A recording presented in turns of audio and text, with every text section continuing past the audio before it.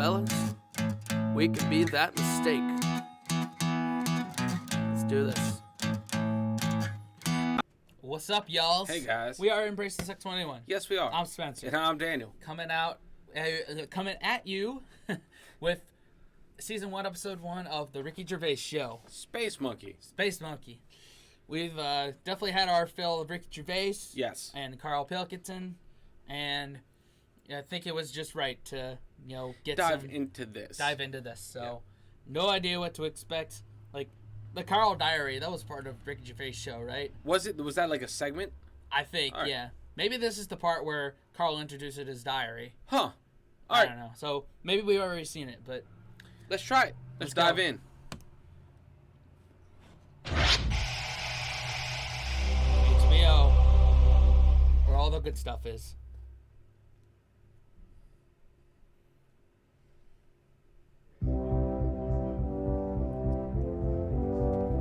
For the past few years, Ricky Gervais, Stephen Merchant, and Carl Pilkington have been meeting regularly for a series of pointless conversations. This is one of them. Testing. Is that all right? Hello and welcome to the Ricky Gervais Show with me, Ricky Gervais, Stephen Merchant. Hello. And the little round-headed buffoon that is Carl Pilkington. All right. Yep. Now, you probably know me from such works as The Office and Extras, Stephen being my co-writer and co-director on those things. For those people who are not so aware of Carl Pilkington, he was our producer, sort of given to us when we first started on XFM. And you're thinking, well, why are we doing a podcast? It's because I like to be in a room with Carl Pilkington. You know, like some people go and help sort of chimps. Do they? Yeah. Well, they go to the jungles and things. And help out little sort of endangered Diane species. Fossey or whatever. Exactly. You're very much the Diane Fossey of the Manchester scene. Of the little bald mank world. And Carl Pilkington is an ongoing experiment for me because I've seen him blossom from an idiot into an imbecile. And I want to see it through. Look at the way he's looking at us. Look at that. He's got a perfectly round head. And that's why I'm doing this podcast. Carl, what do you think about all this? It's just, I mean, we are living in that sort of era now, aren't we? That you need to be able to listen to stuff on demand when you want it and stuff. I know you're not a fan of the iPod in general, are you? Or any of the MP3 things? You're concerned? I'm warming to it. But this is what's amazing about Carl. Even though he's talking about things like MP3 players, computers, iPods, he sounds like he was found in a glacier and thawed out. Do you know what I mean? Yeah. And sort of taught to speak. We're a couple of high school guys who found him, and we're trying to ingratiate him in the gang, trying to pass him off as someone from the modern day. No. But my thing with iPods is, now, do we need them? Do you know what I mean? We're living in that era now where we have invented most of the stuff that we need, and now we're just messing about. They said that in 1900. Someone actually said everything that's to be invented has already been invented. They said that in 1900, and how wrong were they? No, but what came out? At what point? What was invented in that year where they went, right, that's it now? The 20th century. Think what happened in the 20th century. Go on. Well, planes. Yeah, but is that a good thing? Planes and that. Do you need a plane, really? Wouldn't it have been better if we all stuck where we should be instead of travelling about? War. Look, war's happening, isn't it? Because everyone's saying, well, now we can fly, we'll go over there. So there were no wars prior to the invention of the aeroplane? Not like there is today. Right. But what I'm saying is, the world's got smaller, hasn't it? Everyone's saying that, right? Yeah. The way I was saying to you the other day, we now go to places where we shouldn't go.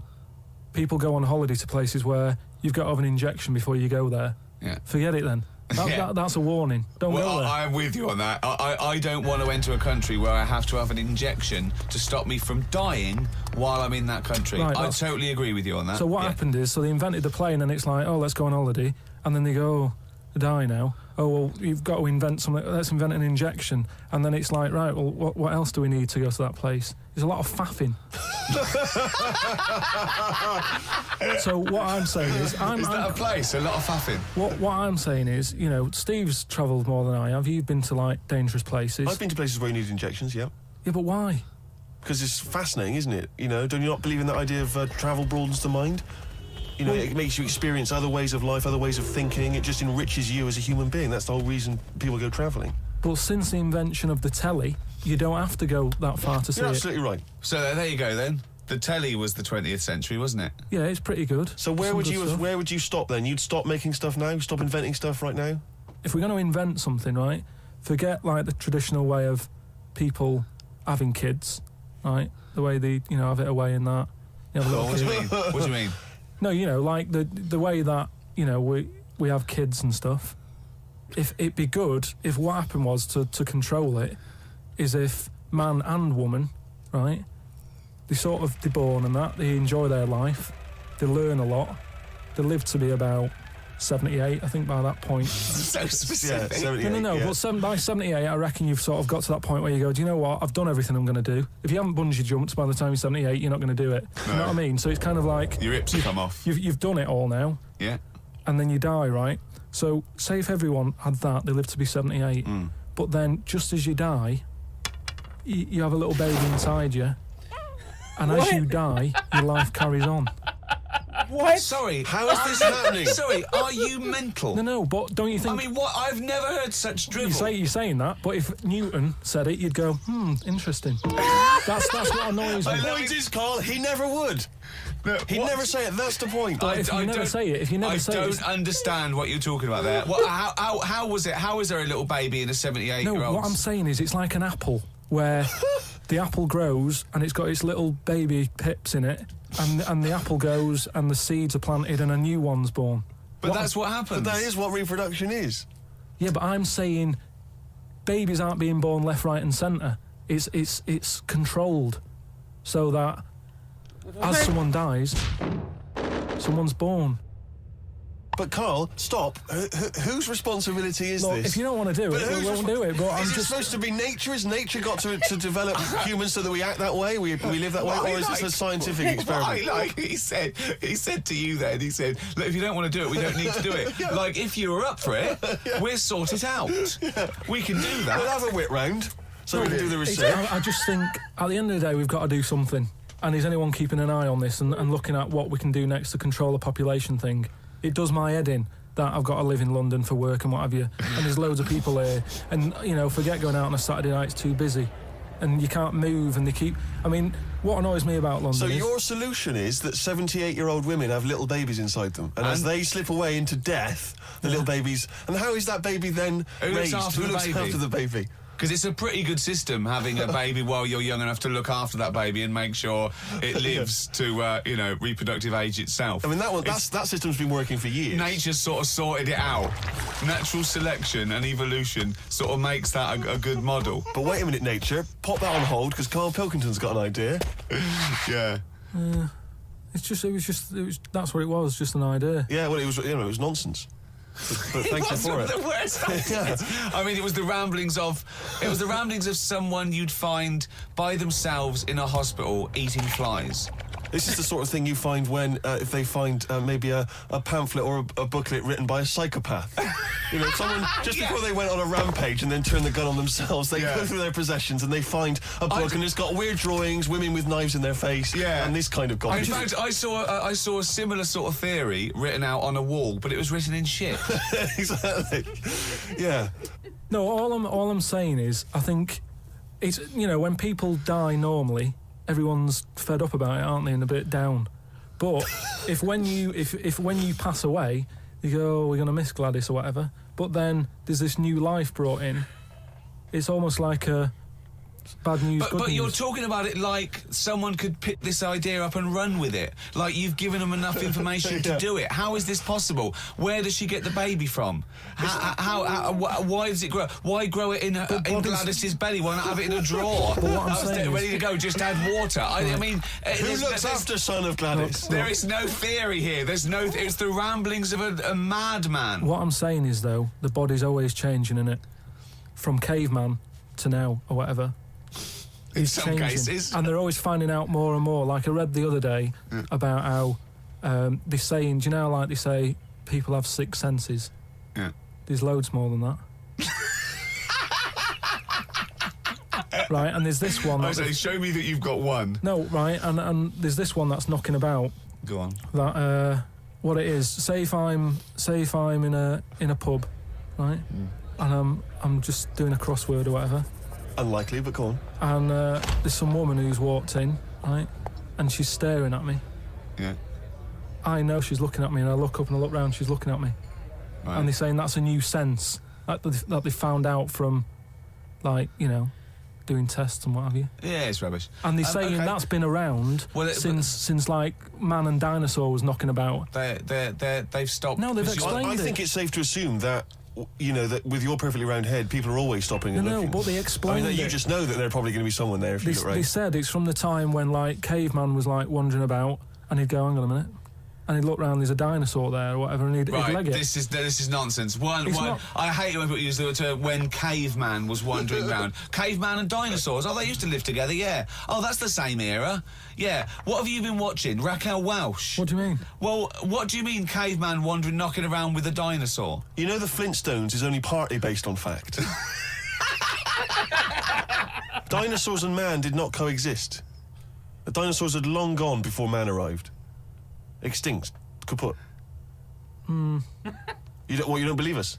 What, you don't believe because you've seen... Because you saw that film where they took pictures of lizards and magnified them and put them next to men in film so they looked like they were fighting. Yeah. No, but why couldn't that have happened? What is the film with Raquel Welch? A million years BC. A million years BC or something. A million years BC. Brilliant. Yeah. Yeah. No, but... She had a sort of woolly mammoth bikini. Fact. But why wasn't the dinosaurs back then just like how we have dogs now, in a way? He's watching the Flintstones. He's thinking of the Flintstones. Yeah. That's what he's thinking. When he puts out the saber-toothed tiger. Yeah, and he mixes his concrete in a pelican. Yeah.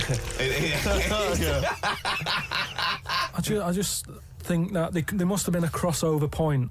Why? Why did you say that? Why do you think there must have been a crossover point? Because if nothing was knocking about at any point, how did anything carry on? I know. Exactly. Why didn't Hitler meet Nero? It's weird, isn't it? There must have been a crossover. They must have met somewhere. They must have met at a party somewhere. They mixed in similar circles. Yeah. They must have bumped into... I can't believe it. Forget it. Oh. Forget it. Well, now time for one of our regular features. Monkey News. Do the jingle. Oh, chimpanzee that monkey news. What we're doing here is just giving you a bit of monkey news that's gone on, right? Where a monkey's been involved in it. Good little story in that. Yeah. Are you familiar with the one that went into space? The first sort of thing they ever sent up there before man did it and all that. You see, this is what annoys me with it really. Armstrong gets all the glory, but do you know who went up there before him? A monkey. Yeah. And what happened is they taught it what buttons to hit at the time that it needed to hit them, and the way they did this was like give it bananas. It was like hit the red button, and it hit the red button, they'd give it a banana. Right. And they go, right, reverse is the green one, hit the green one, and then they do that and go, there's a banana. And then they go, right, hit reverse, and it go and get a banana. Right. Hit the red, so it was taking commands on like headphones. Right, but how were they giving it the banana? Is that how you learned to do radio? How were they giving it the banana? What do you mean? No, this is before it went. You wouldn't just go and put a monkey in it and go, there you go, get on with it. They'd sort of put him in one of them capsules that you get. Yeah. And they were on headphones. I don't believe this happened. Well, I'm telling you the story now. So the monkey I don't think they trained it to do anything. I think they sent it up there and he put electrodes coming out of it to see what it wasn't any of that. They did a thing like they do. Like they can with animals. If you give something, like a treat, you can teach it how to do it. It's just like a dog, isn't it? It's called Pavlovian conditioning. However...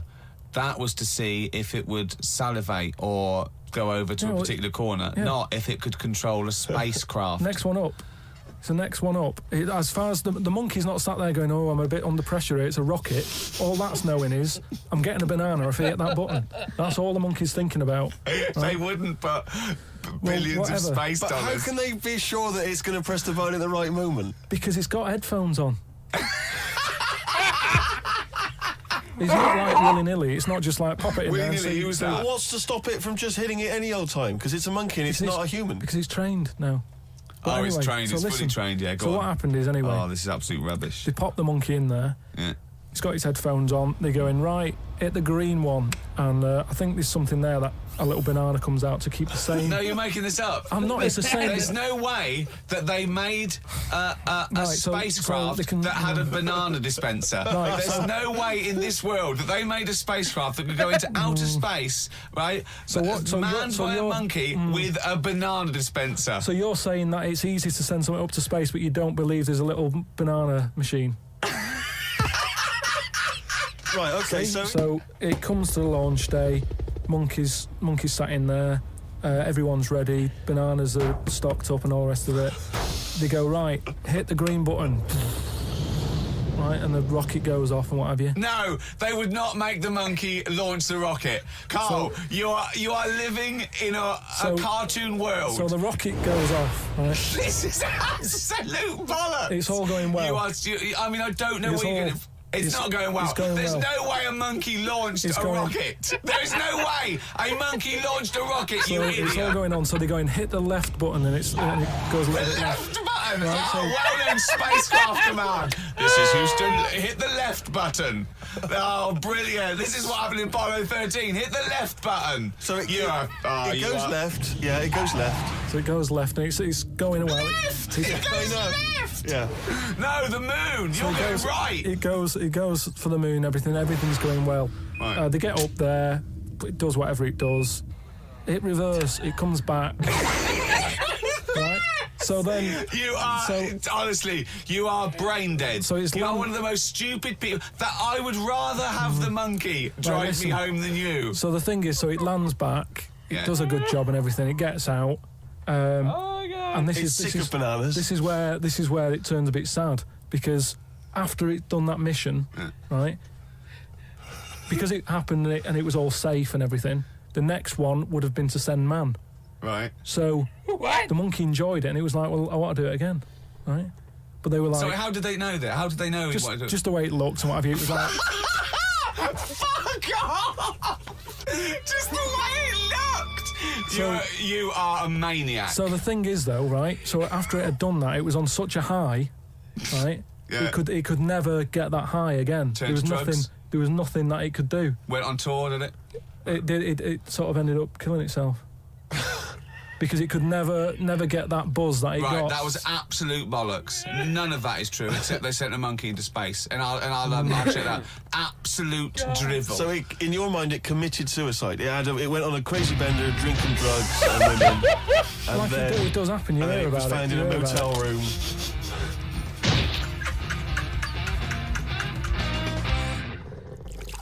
Oh, my shit. I need a second for that. Dude. The mind of Carl Pilkington is one that's out of this world. It's a fucking monkey brain, dude, in itself. It's empty. His mind is a vast expanse of just emptiness. Did he just never go to school? Oh. And he just taking whatever he's seen on TV and that's as coherent as I can get with Carl Pilkington. It's like, I don't even have the mind space to contemplate what he's saying. I know. And it's not like my head, I'm not a rocket scientist by any means, but good God, man, I love it. It's refreshing that a human being can think like this. Yes. I'm proud of being a human. Yeah. Oh, my God. Oh, man. Let's keep going. Yeah, man. I met Derek Okora the other week. Oh, yeah. Right. Now, who's he? Which one's he? He's... Is he a medium? He can contact the dead, is that right? He just chats to him and that, passes messages on. Nice of him. So I said, tell us something a bit weird and that. So he said, what do you want to know? I said, just something weird. So he goes, all right then. He said, here's one for you, right? And he said, there's this pub out in the country. And he said, there's this mug. Do you know those old mugs that they have? Where they used to like leave their own cup knocking like about. A tankard. Oh, yeah. The tankard thing. Yeah. So there was one of them mugs in there, right? And everybody... Tankard, let's use tankard if we've established that's the word. Tankard, yeah. Because you're the only mug in this story. Right. You believe in it all. High five. Great. So this tankard's knocking about, right? And everyone who's running the pub keeps going, I wish they'd stop leaving this tankard about, right? And they pick it up. It must be a pain. Having a tiny, small tankard in a pub, that must be a real grind. So every time they sort of picked it up and went, we'll have to wash that, and they popped it on a different sideboard. Next thing you know, that person who's touched it died, right? Sure. So they must have been getting through bar staff. So they kept getting a new staff and that. And they were like, what's the connection here? Right? What's the connection here? Oh, God. So they get a vicar in. Of course they do. And they go, look, there's a lot of weird stuff going on here. This tankard, every time someone touches it, they die. So he said, leave it with me. He gets his special water out and what have you. He comes round, does a little prayer, sprinkles it. He goes, right, not a problem, don't worry about it.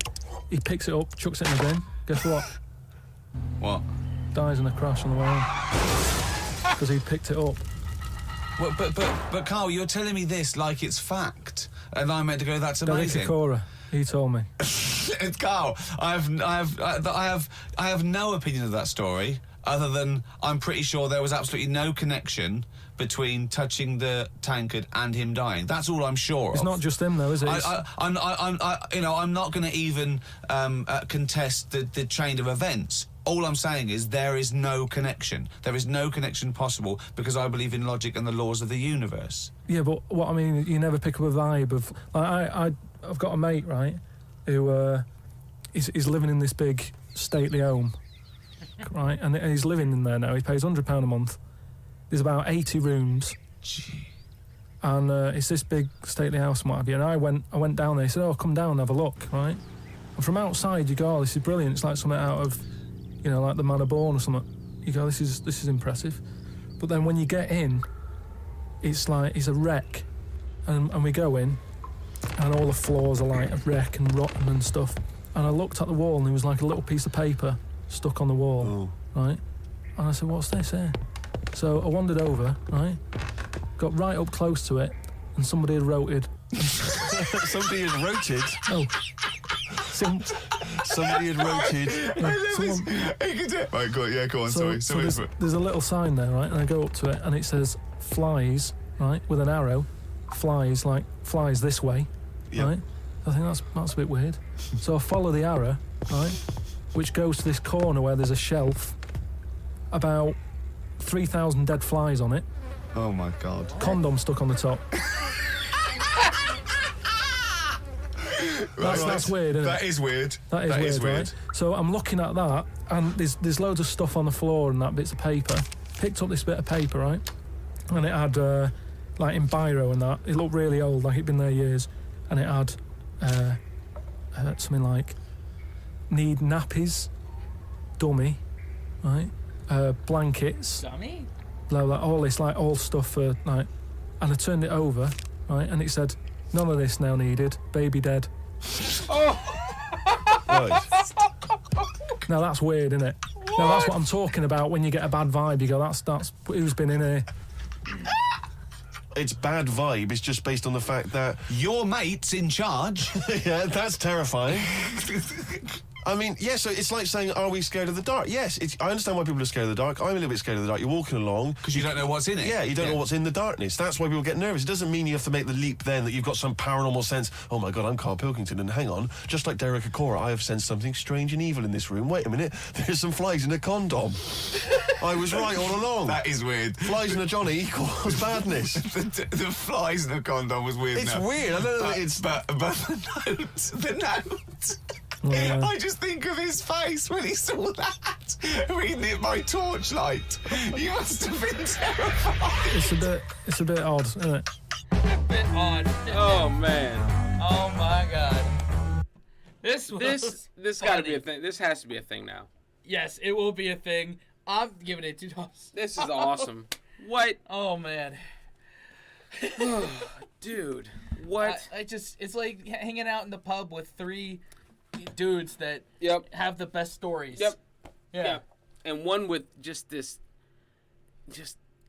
different mindset, man. Different doesn't even begin to describe it. Man. Oh man. Like, do we have to adopt someone that just does not have this? I don't know, man. Do we gotta get Derek in here? No, yeah, maybe, but he's not anywhere near that. But my God, he's not Carl. No, but this. Oh my God, we need to find someone like Carl. That isn't Carl. Those guys are gems. Yes. My God, dude. And no, we're not about to audition people for our Carl Pilkington. Oh, that means we have to find out which one of us is Ricky and which one of us is Steven. And I'm not trying to do that. Oh man, I don't know. Dude, this is awesome. This should be a staple now. Yeah, I think it should be a staple. It should be. Let us know in the comments if you want it to be a staple. Yeah, let us know. Yep. And thank you for liking, commenting, subscribing, hitting the bell, and sharing with your friends. Definitely, guys. Till next time, wash your hands, scrub your toes, wipe your ass, blow your nose. And embrace the suck. See y'all next time. Later.